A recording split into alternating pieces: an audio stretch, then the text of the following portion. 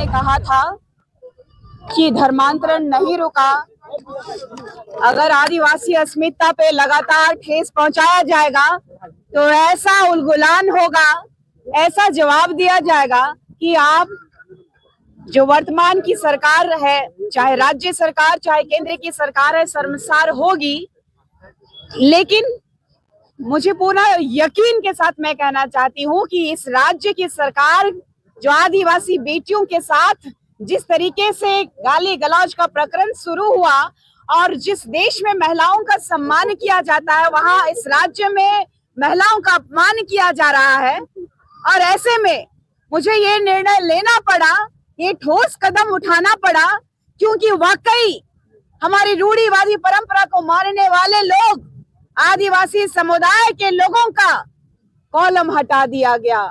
हमारी अस्मिता पे लगातार प्रहार किया जा रहा है अंग्रेजों के द्वारा, जो भारत देश में ईसाई धर्म का प्रचार प्रसार जोर शोर से हुआ। लेकिन हमारे झारखंड राज्य में मिशनरियों का मिशन लगातार, आप देखिएगा कि चंगाई के माध्यम से कभी किसी का पैर टूट जाता है तो वो चलने लगता है, कान में अगर सुनाई नहीं देता है तो वो सुनने लगता है, आंखें नहीं दिखती तो देखने लगता है। ऐसे अंधविश्वास के माध्यम से मिशनरियों के मिशन को यहाँ के चर्च के दलालों के माध्यम से हमारे समाज को लगातार हानि पहुंचाई जा रही है और लगातार हमारे आरक्षणों का दुरुपयोग इन धर्मांतरित ईसाइयों के द्वारा किया जा रहा है। इस भारत देश में सभी धर्मों को मानने की आजादी है,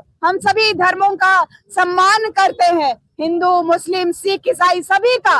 लेकिन ये ईसाई जो झारखंड राज्य में अंग्रेजों के मिशन को सक्सेस करने के लिए लगातार ये मिशन को चलाया जा रहा है, हमारा रूढ़िवादी परंपरा को मिटाने का प्रण कांग्रेस सरकार ने पंखराज बाबा कार्तिक उरांव जी के समय में ही लिया है।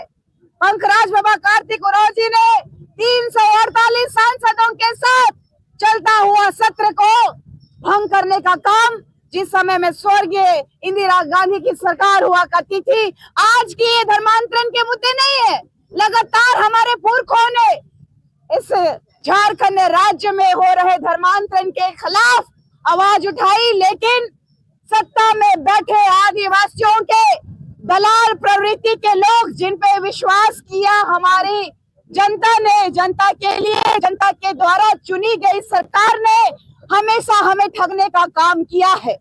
और इस राज्य के मुखिया जो हेमंत बाबू, उनके पिताजी भी इस राज्य के पूर्व सीएम के रूप में हमारे झारखंड में उन्होंने शासन किया, लेकिन आज तक हमारे गांव में सड़कें नहीं पहुंच पाई, बिजली नहीं पहुंच पाया है, हमारे यहाँ अच्छा स्वच्छ पानी पीने के लिए नहीं है।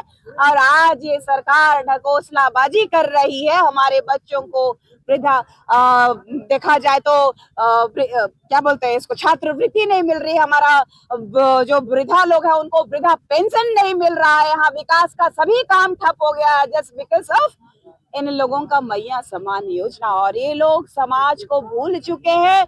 ये सरकार आदिवासी बेटा होने के बावजूद एक भी आंदोलन किए बिना अपने बाप के दम पे राज करने वाला ये झारखंडियों का दर्द को महसूस नहीं कर सकता है। इसीलिए हमने इतना बड़ा फैसला लेने का निर्णय किया कि ये आदिवासी के नाम पे कलंक है। ये झारखंड सरकार जो है 81 विधानसभा सीटों में 28 विधानसभा सीट हमारे लिए आरक्षित होने के बावजूद 10 धर्मांतरित विधायकों के दबाव में ये सरकार चल रही है। 10 धर्मांतरित ईसाई मिशनरियों के मिशन को सक्सेस करने में कामयाब रहे हैं। इसीलिए ये सरकार ईसाई और कसाई की सरकार है। ये हमारी आस्था पे लगातार खिलवाड़ करते रही है, ये हमारे पे प्रश्न चिन्ह लगातार उठाते रही है। आदिवासियों को इस सरकार में सिर्फ और सिर्फ नक्सल बोल करके मारा गया है। इसका जीता जागता प्रमाण सूर्य नारायण हांसदा, जो उसको फर्जी एनकाउंटर में मार दिया गया, और इस राज्य के सीएम के सबसे बड़े सपोर्टर और सबसे बड़े विश्वासी और इस झारखंड को दलाली में ढकेलने वाला पंकज मिश्रा का नाम आता है, जो कि ईडी भी आज 1500 करोड़ का जो गबन में आज उस पे जांच जो बैठाई है, सीबीआई जो जांच हो रही है। तो सबसे बड़ा दुर्भाग्य का विषय है, इस झारखंड राज्य में लूटो खाओ और राजनीति करो का सरकार चल रहा है। और यहाँ के जल जंगल जमीन, यहाँ के आत्मा को, जो जमीन यहाँ की आत्मा है, उसको लगातार छीनने का काम ये सरकार के द्वारा, सरकार के गुंडों के द्वारा किया जा रहा है। इसीलिए हम धर्मांतरण का विरोध करते हैं, डिलिस्टिंग की मांग करते हैं, आदिवासी अस्मिता को बचाने के लिए, आदिवासियों के लिए कॉलम का डिमांड करते हैं। और ये आवाज, ये सिर्फ और सिर्फ एक मुंडन के माध्यम से इस राज्य को नहीं, केंद्र की सरकार को चिताने का काम हमने किया है। अगर हमारी बातें नहीं सुनी जाएंगी तो दूसरा हिड़मा से मुकाबला करने के लिए केंद्र की सरकार भी तैयार रहे। ये आदिवासी बेटी की चेतावनी है आपको।